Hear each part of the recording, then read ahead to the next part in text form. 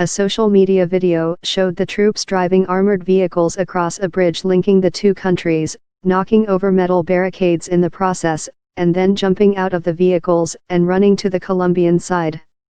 Colombia's Migration Authority confirmed the defection of the 4 Venezuelan soldiers. Leaders of Venezuela's ruling Socialist Party call the aid effort a veiled invasion backed by Washington, and insist that the United States should instead help Venezuela by lifting crippling financial and oil sector sanctions. Venezuela's opposition says that while the need for basic food and medicines is desperate, the aid operation is also meant to embarrass military officers who continue to support Maduro's increasingly isolated government. Demonstrators in Urena who blocked roads and burned tires also threw rocks at security forces who responded with volleys of tear gas. "We were all going to work. We want to work," the people attempted to force their way through, said Viviana Meza, 29, who works in a Cucuta restaurant.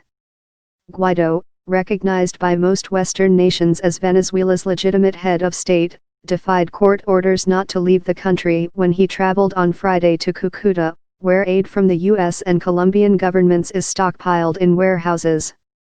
Guaido was due to hold a news conference with the presidents of Colombia, Chile, and Paraguay in Cucuta on Saturday morning before escorting the aid toward the border on foot. A line of heavy trucks packed with aid supplies waited to attempt the crossing, in front of rows of television cameras. Concerns about violence. U.S. President Donald Trump's National Security Advisor John Bolton canceled plans to travel to South Korea to prepare for a summit addressing North Korea's nuclear program in order to focus instead on events unfolding in Venezuela, his spokesman said on Friday. To Maduro's military cronies attacking civilians at the Brazilian border, "The world is watching and the perpetrators will face justice," Bolton wrote on Twitter. The Venezuelan military should protect civilians, not shoot them. Guaido, 35, head of the opposition-run Congress, has provided few details on the transport plan.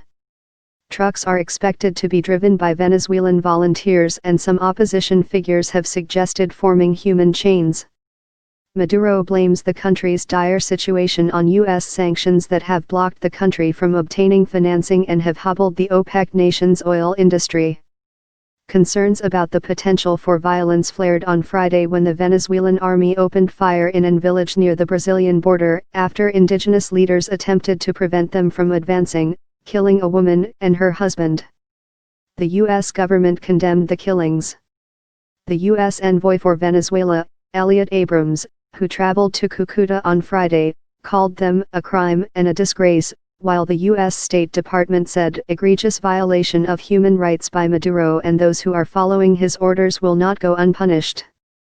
Venezuelan troops on Saturday morning had blocked the Brazilian border despite protests by villagers in the nearby town of Santa Helena de Uaran who burned a bus, a truck and a National Guard office overnight. "The situation is critical and we should be all united to allow the aid to pass," said shopkeeper Jeremy Ortega, 21. Brazil sent 2 small trucks with food and medicine to the border on Saturday, after the border closure foiled its plan to have more Venezuelans drive vehicles to pick up the 200 tons of aid it has stockpiled in the northern city of Boa Vista. Brazilian Foreign Minister Ernesto Araújo urged Venezuela's military to let the trucks in. Nearly 200,000 people attended a benefit concert in Cucuta on Friday featuring Latin pop stars, including Luis Fonsi of Despacito fame, many of whom called on Maduro to step down. A rival concert held by the ruling Socialist Party on the Venezuelan side was sparsely attended. Guaido in January invoked articles of the Constitution to assume interim presidency and denounced Maduro as a usurper, arguing his 2018 re-election was illegitimate.